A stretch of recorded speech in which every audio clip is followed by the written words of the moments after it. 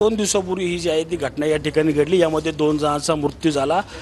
Porsche ही जी विदेशी car जी आहे ती घेऊन त्या ठिकाणी त्या अपघात झाल्यानंतर 2 जणांचा या ठिकाणी मृत्यू झाला। ज्या ठिकाणी ज्या अल्पवयीन मुलांनी दारू जी पिली होती त्याच कोझी बार आणि आणखी एका बारवर जे आहे आता राज्य उत्पादन शुल्क अधिकाऱ्यांकडून या ठिकाणी कारवाई सुरू असलेली आपल्याला एकूणच पाहायला मिळत आहे। या ठिकाणी हाच पब जो आहे तो आता सील करण्याच्या दृष्टीने कारवाई जी आहे ती आता राज्य उत्पादन शुल्क अधिकाऱ्यांकडून सुरू असलेले आपल्याला एकूणच पाहायला मिळत आहे। या सर्व लिकरची तपासणी जी आहे ती या ठिकाणी राज्य उत्पादन शुल्क अधिकारी असतील किंवा अन्य कर्मचारी असतील त्यांच्याकडून सुरू असलेले आपल्याला पाहायला मिळत आहे। जी दारू जी आहे ती देखील या ठिकाणी सील करण्याचं काम जे आहे ते राज्य उत्पादन शुल्क अधिकाऱ्यांकडून सुरू असलेलं आपल्याला एकूणच पाहायला मिळत आहे। निखिल, आपण पाहिलं तर काही दिवसापूर्वी 2 दिवसापूर्वी ही जी घटना घडली त्यानंतर तब्बल 17 तासानंतर त्या अल्पवयीन मुलाला जी आहे ती जामीन मिळाल्यानंतर मोठी टीकेची झोड जी आहे ती या ठिकाणी उठली होती। त्यानंतर आता प्रशासन कुठंतरी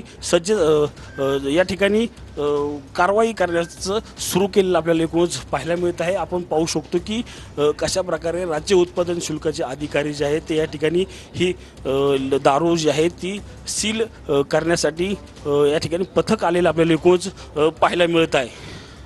नक्कीच कोझी आणि ब्लॅक पब हे सील करण्याची आता शक्यता आहे आणि त्यामुळे ही जी कारवाई आहे ती केली जाते। आपण पाहतोय रणजित की नियमबाह्य मद्यविक्री केल्याचा आरोप आहे आणि त्यामध्ये आता राज्य उत्पादन शुल्क विभागानं ही कारवाई सुरू केली। दोन्ही पबवर ही कारवाई सध्या सुरू आहे। ही थेट दृश्य आपण या ठिकाणी पाहतोय। धन्यवाद रणजित।